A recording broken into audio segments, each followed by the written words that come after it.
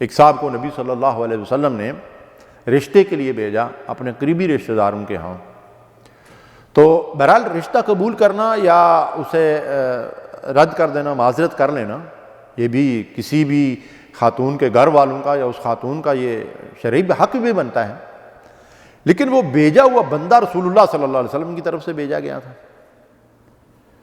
تو جب ان کو یہ رشتہ پسند نہ آیا اور انہوں نے معذرت کر دی، انکار کر دیا، تو اللہ تبارک و تعالیٰ کی طرف سے آیت مبارکہ نازل ہوتی ہے، وَمَا كَانَ لِمُؤْمِنٍ وَلَا مُؤْمِنَةٍ إِذَا قَضَى اللَّهُ وَرَسُولُهُ أَمْرًا أَن يَكُونَ لَهُمُ الْخِيَرَةُ مِنْ أَمْرِهِمْ۔ کسی مومن مرد اور مومن عورت کے لیے یہ جائز نہیں اور اس کے پاس اس بات کا کوئی اختیار ہی نہیں ہے کہ اگر اللہ اور اس کا رسول کسی چیز کا فیصلہ کر دیں تو اس معاملے میں پھر وہ اپنی رائے کو اختیار کریں یا اپنی مرضی اختیار کریں۔ تو اس کے بعد انہوں نے اپنی مرضی اور اپنی رائے سے دستبرداری کا اعلان کر دیا۔ اللہ اکبر۔ اعوذ باللہ من الشیطان الرجیم، قل ان کنتم تحبون اللہ فاتبعونی یحببکم اللہ۔ اس آیت مبارکہ میں اللہ ارشاد فرماتے ہیں، قل اے نبی ان لوگوں سے کہہ دیجئے، ان کنتم تحبون اللہ، لوگوں اگر تم اللہ سے محبت کرتے ہو، اللہ تو محبوب ہونا ہی چاہیے کہ ایمان والے والذین آمنوا اشد حبا للہ، سب سے بڑھ کر اللہ سے محبت کرنے والے ہوتے ہیں۔ تو اللہ تعالیٰ یہ فرما رہے ہیں کہ تم اللہ سے اگر واقعی حقیقی اور سچی محبت رکھتے ہو تو کیسے وہ محبت کرو؟ فاتبعونی، پس تم میرا اتباع کرو۔ اتباع رسول ہی اللہ کی محبت کا راستہ اور طریقہ اور ذریعہ ہے۔ سبحان اللہ، اللہ اور اللہ کے رسول کی محبت لازم اور ملزوم ہے۔ تو اللہ اور اس کے رسول کی محبت کا جو راستہ اللہ تعالیٰ خود ہمیں بتا رہے ہیں وہ کیا ہے؟ اتباع رسول۔ اور اس اتباع رسول کے نتیجے میں کیا ہوگا؟ کیا صلہ ملے گا، کیا انعام ملے گا؟ فرمایا یحببکم اللہ، تم اللہ کے محبوب بن جاؤ گے، اللہ تم سے محبت کرنے لگے گا۔ دیکھیں، جس سے اللہ محبت کرے اسے اور کیا چاہیے؟ تو اللہ کن لوگوں سے محبت کرتا ہے؟ جو رسول کا اتباع کرتے ہیں، جو رسول کے طریقے پہ چلتے ہیں، جو رسول کی ہدایات پہ عمل کرتے ہیں، جو رسول کے نقش قدم پر چلنے کی کوشش کرتے ہیں۔ اور پھر اس کا دوسرا انعام وَيَغْفِرْ لَكُمْ ذُنُوبَكُمْ، اور پھر اللہ تبارک و تعالیٰ ان لوگوں کے گناہ بھی بخش دیتے ہیں، ان کے قصور بھی معاف کر دیتے ہیں۔ تو یہ کتنے بڑے بڑے انعامات ہیں اتباع رسول کے نتیجے میں جو انسانوں کو ملیں گے جو اتباع کرنے والے ہیں۔ حضرت عبد الرحمن رضی اللہ تعالیٰ عنہ فرماتے ہیں کہ ایک دن نبی صلی اللہ علیہ وسلم وضو فرما رہے تھے، صحابہ کرام وضو کے پانی کو اپنے ہاتھوں پر لے کر اپنے سروں اور چہروں پر ڈال رہے تھے۔ اللہ کے نبی صلی اللہ علیہ وسلم نے ان سے پوچھا کہ تمہارے اس کام کا محرک کیا ہے؟ تم ایسا کیوں کر رہے ہو؟ کس وجہ سے کر رہے ہو؟ عرض کیا اللہ اور اس کے رسول کی محبت کی وجہ سے۔ سبحان اللہ۔ اب اللہ کے نبی صلی اللہ علیہ وسلم نے کیا بات ارشاد فرمائی؟ یہ محبت کی حد تک تو ہمیں یہ حدیثیں سنائی جاتی ہیں، بتائی جاتی ہیں، لیکن یہ ہے کہ اس کے بعد جو عمل کی بات ہوتی ہے، جس کی طرف رسول اللہ صلی اللہ علیہ وسلم نے رہنمائی فرمائی، اور جو اس محبت کا لازمی تقاضا ہے کہ سچی اور حقیقی محبت وہی ہوگی جو رسول اللہ صلی اللہ علیہ وسلم کی دی ہوئی کسوٹی پہ پوری اترے گی۔ تو اللہ کے نبی صلی اللہ علیہ وسلم نے ان لوگوں سے فرمایا کہ تم میں سے جس کو اس بات کی خوشی ہو کہ وہ اللہ اور اس کے رسول سے محبت کرے، اسے چاہیے کہ جب بات کرے تو سچ بولے، اس کے پاس کوئی امانت ہو تو اس کی حفاظت کرے، اور پڑوسی کے ساتھ اچھا برتاؤ کرے، اچھا سلوک کرے۔ اللہ اکبر۔ مشکات شریف کے اندر یہ حدیث مبارکہ موجود ہے۔ یہاں اللہ کے نبی صلی اللہ علیہ وسلم نے جو ہدایات دی ہیں، ہم بھی اللہ کے رسول صلی اللہ علیہ وسلم سے محبت کے داعی ہیں، دعوے دار ہیں۔ تو کیا ہم سچ بولتے ہیں، جھوٹ نہیں بولتے؟ کیا ہم دیانتداری اختیار کرتے ہیں، بددیانتی اور خیانت نہیں کرتے؟ اور کیا ہمارے پڑوسی جو ہے وہ ہماری ایذا رسانیوں سے بچے ہوئے ہیں؟ ہم ان کو کوئی تکلیف نہیں دیتے، ان کے حقوق ادا کرتے ہیں، بلکہ حقوق سے بڑھ کر ان کے اوپر احسان کرتے ہیں، ان کے ساتھ حسن سلوک کرتے ہیں۔ اللہ کے نبی صلی اللہ علیہ وسلم نے یہاں یہ بات ارشاد فرما کر ہمیں یہ ہدایت دے دی کہ اگر تم اللہ کے رسول سے سچی محبت کرتے ہو تو پھر تمہیں سچ بولنا ہوگا، دیانتداری اختیار کرنی ہوگی۔ اور یہ اسلامی اخلاقیات کے دو بنیادی ستون ہیں، سچائی اور دیانتداری۔ اللہ کے نبی صلی اللہ علیہ وسلم نبوت اور رسالت سے پہلے اس معاشرے کے اندر، کفار و مشرکین کے معاشرے کے اندر اپنی کیا شناخت اور پہچان رکھتے تھے؟ صادق اور امین، اللہ اکبر۔ غیر مسلم جنہوں نے آپ کی اس دعوت کو ٹھکرا دیا، آپ پر ایمان بھی نہیں لائے، وہ بھی آپ کو صادق اور آمین تسلیم کرتے تھے۔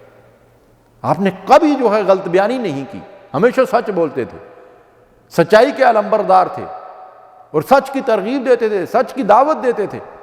فرمایا ان الصدق ینجی والکذب یہلک، او کما قال صلی اللہ علیہ وسلم، سچ تمہیں نجات دے گا، ہر مشکل سے، ہر مصیبت سے تمہیں بچائے گا، اور جھوٹ تمہیں ہلاک اور برباد کر دے گا، تباہ کر دے گا۔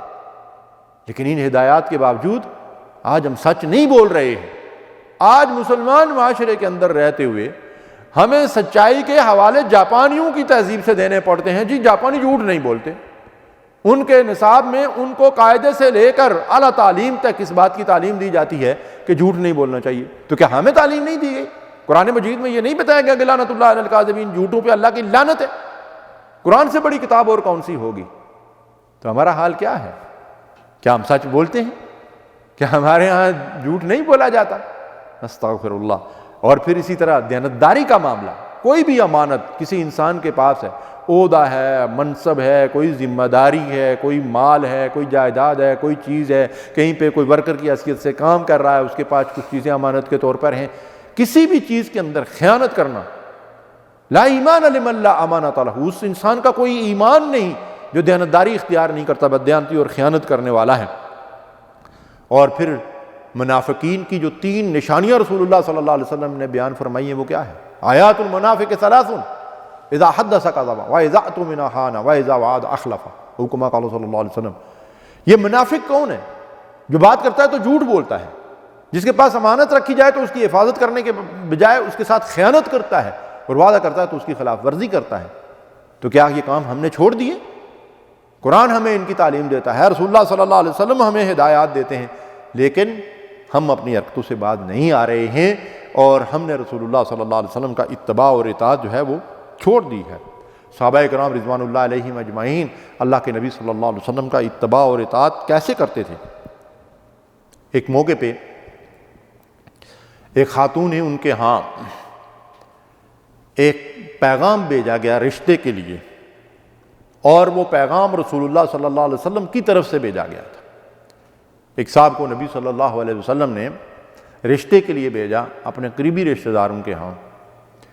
تو بہرحال رشتہ قبول کرنا یا اسے رد کر دینا، معذرت کر لینا، یہ بھی کسی بھی خاتون کے گھر والوں کا یا اس خاتون کا یہ شرعی حق بھی بنتا ہے، لیکن وہ بھیجا ہوا بندہ رسول اللہ صلی اللہ علیہ وسلم کی طرف سے بھیجا گیا تھا۔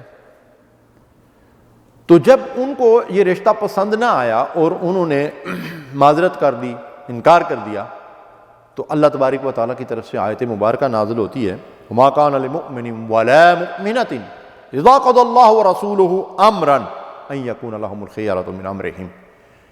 کسی مومن مرد اور مومن عورت کے لیے یہ جائز نہیں اور اس کے پاس اس بات کا کوئی اختیار ہی نہیں ہے کہ اگر اللہ اور اس کا رسول کسی چیز کا فیصلہ کر دیں تو اس معاملے میں پھر وہ اپنی رائے کو اختیار کریں یا اپنی مرضی اختیار کریں۔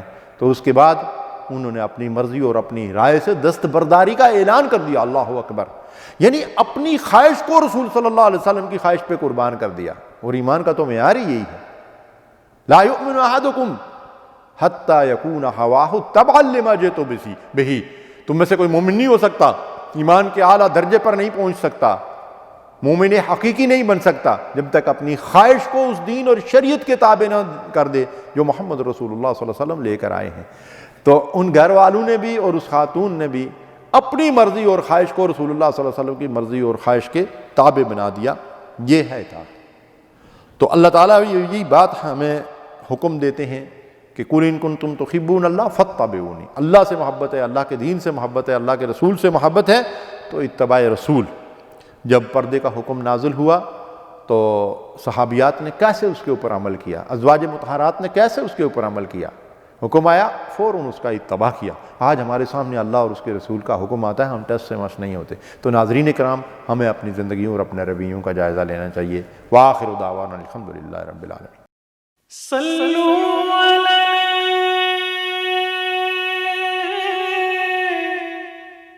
وآلہ